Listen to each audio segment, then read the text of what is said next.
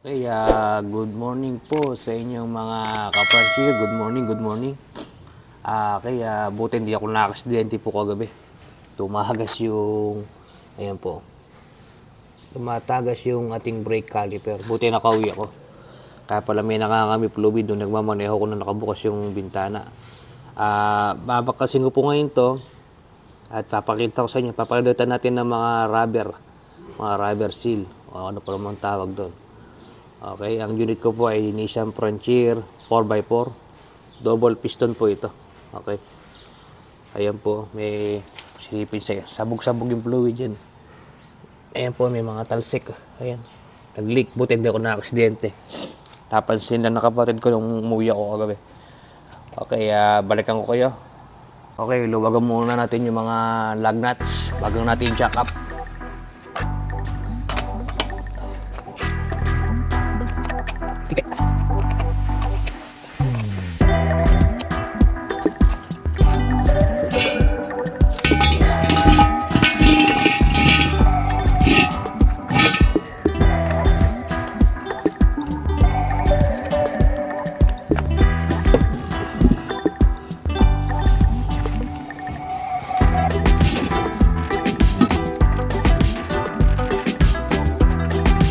Okay, tanggalin na muna natin yung mags.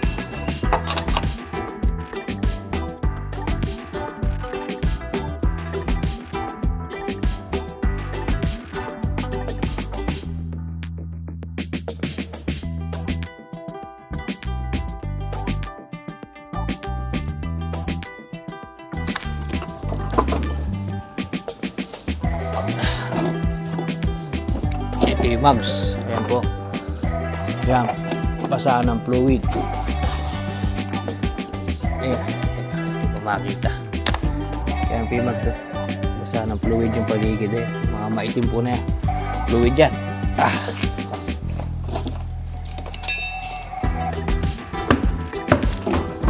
Okay, tanggalin na natin yung caliper.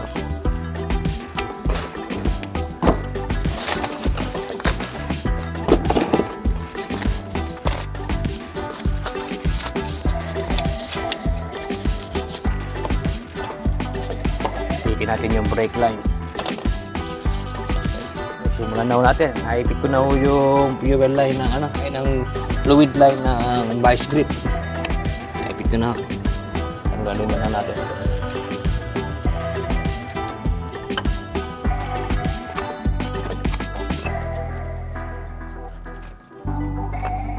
Pwede ko paano po ng brake caliper.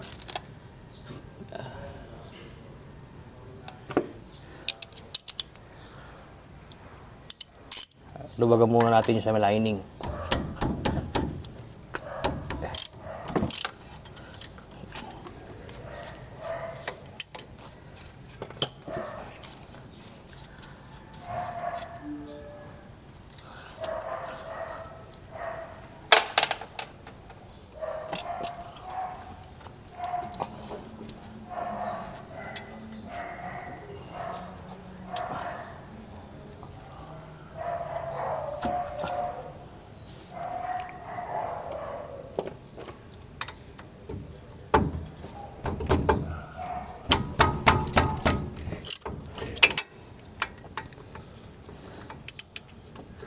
Tanggal lang yung caliper. Teka lang.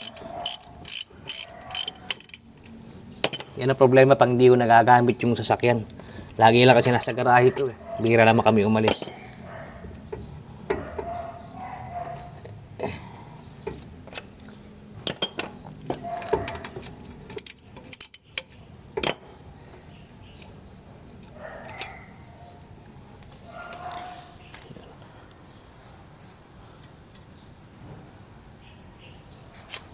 Ito yung po mga 4x4 po na Nissan Frontier. Dual po ang piston. Dual. Ayan, basa po. I-re-rebuild namin ngayon to. Napakadumi. Wala sanang bulutong.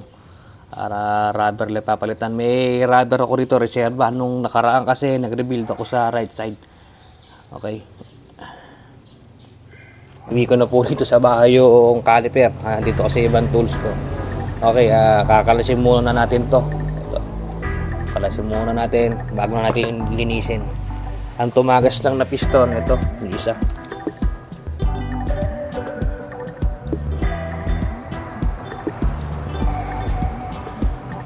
Palalabasin natin to gamit ang air compressor. Balikan ko kayo, siset ko na yung compressor.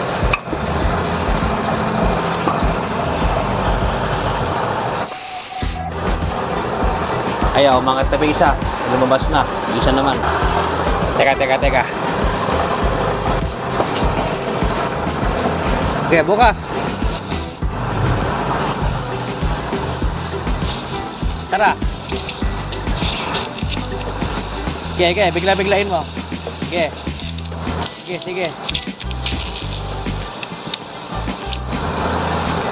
Kargahin mo konti.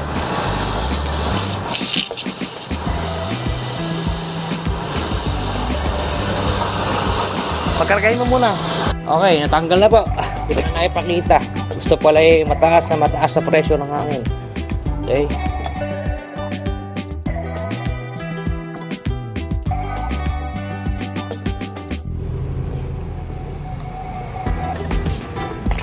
Isa ata na i-stack up naman. Okay. Lilinisin natin ngayon ito. Napalitan na mga bagong seals. Kalawang. Balikan ko kayo. Hugasan muna natin to.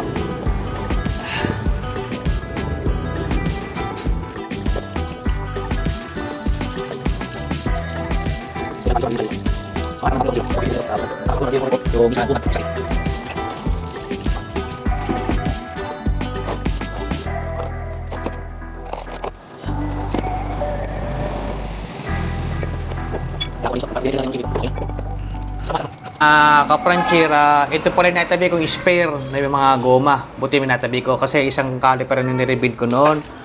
And then, yung dati pong nakalagay na piston dito, hindi na pala pwede. May malalim man na uka nung nilinis namin. So, bumili kami ng isang set. 450 each po. 900 po dalawa. Ito, brand new piston. Napili ko po sa auto supply dito sa Cabanatuan City. Okay? Wala na po tayo. At ito, nalinis ko na rin po ito. Ayan, from ito eh. Okay, i-install muna natin yung seal. Ito pinasisira dyan. Ang tumagas lang po dito yung dito sa lower part po yung tumagas dito. Okay, install na po natin.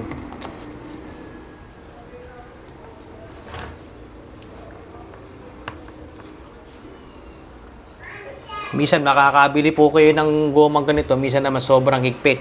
Mahirap pumasok yung piston. Pag mahirap pong pumasok yung piston, palitan nyo na po kagad dahil hindi rin magpe-play.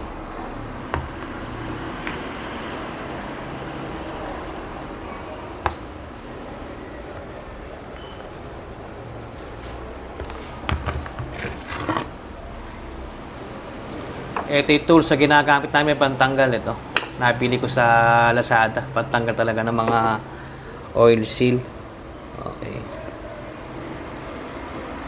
Ayun, nailapat na po. Ayan, dapat na. Mamaya babasahin ko ito ng fluid bago ibalik. Itong inuupuan ng ito sa may dust seal, dirt seal o ano pang tawag dyan. Alagyan natin ng high temp grease to. Para hindi po, kasi kinakalawang pala to. Para hindi kalawangin. Lagyan natin grasa.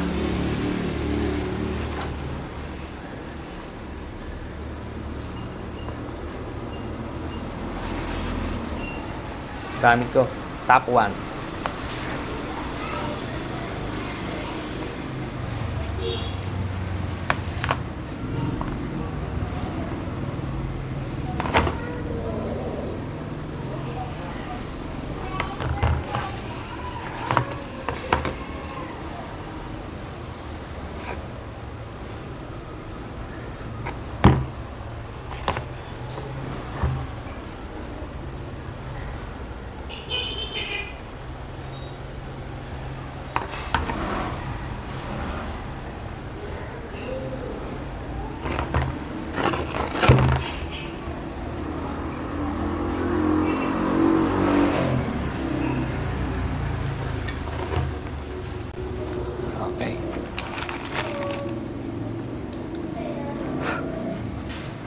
Ito po yung tinatawag na dust seal o dirt seal para hindi po pasukin ito ng dumi, alikabok, tubig o ano pa man.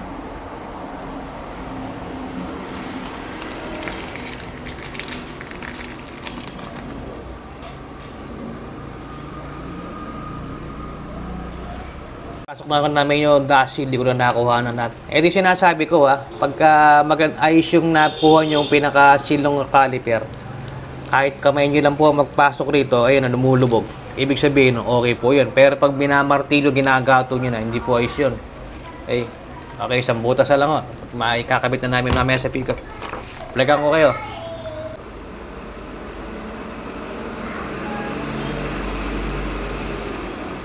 Okay, take 2. Pangalawang butas. Okay, sasakat natin ulit. Sasakat, ganyan. Lalabas natin. Hindi pala pwede nakalagay dito. Hindi katulad sa iba. Okay. Lagyan natin sa may... Yan. Ngayon, uunahin natin ito ilalim. Lapat dito, yan. Dali lang ako mag-reveal niyan. Iba sumusuko na ako kagad eh. Dali lang yan.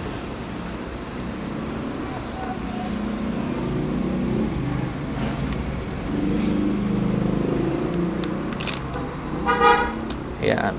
Okay, lumapat na ulit. Saka natin tutulak tong piston para lumak yung... Yun, lumak na. Yan. Pag naitutulak ng kamay, inuulit ko, ibig sabihin, okay, yung seal, hindi siya mahigpit. Kaya, ganyan ang hanapin niya. Pero pag kailangan yung martilyo yung igato, palitan nyo na. A few moments later. Okay, kapit na ko natin. Nagarsahan na natin yung mga caliper pin. Kapit ko muna itong bracket. 19mm pala yung tornilyo nito. Okay.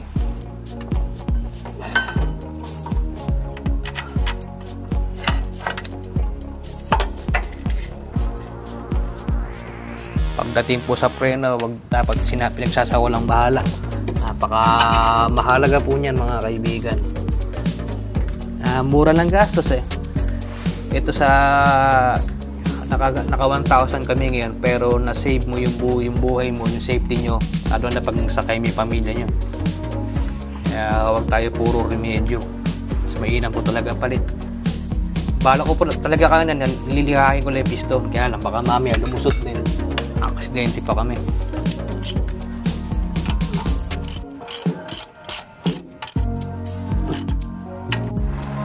Ito na po yung caliper. Kakapitan lang natin, okay na. Pati yung mga dust seal.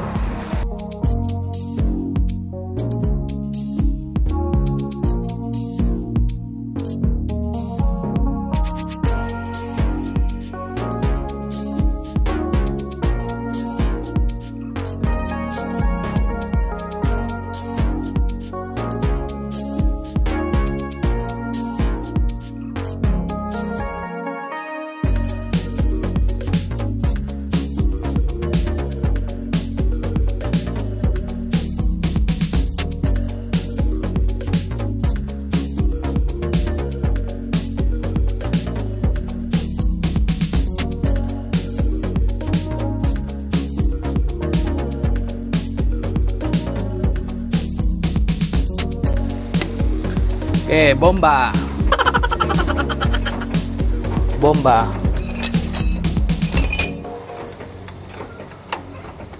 Firmes.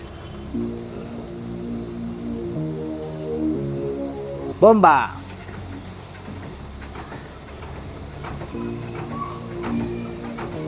Dahan-dahan, baka bumagsak.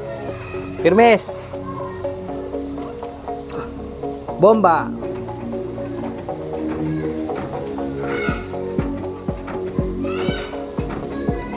Firmes. Mga kapanchir, okay na po, na-bleed na yan. Okay. Okay, umiikot yung rotor. Hindi po stack up ang piston. Maganda yung nabili naming rubber seal. Okay. Paano? Hanggang dito na lamang po mga kapanchir. Sa mga hindi pa po naka-subscribe sa aking YouTube channel, paki-like naman po, share and subscribe. Dito ko na po puputulin ang ating vlog. Maraming salamat po. Thank you to all and God bless.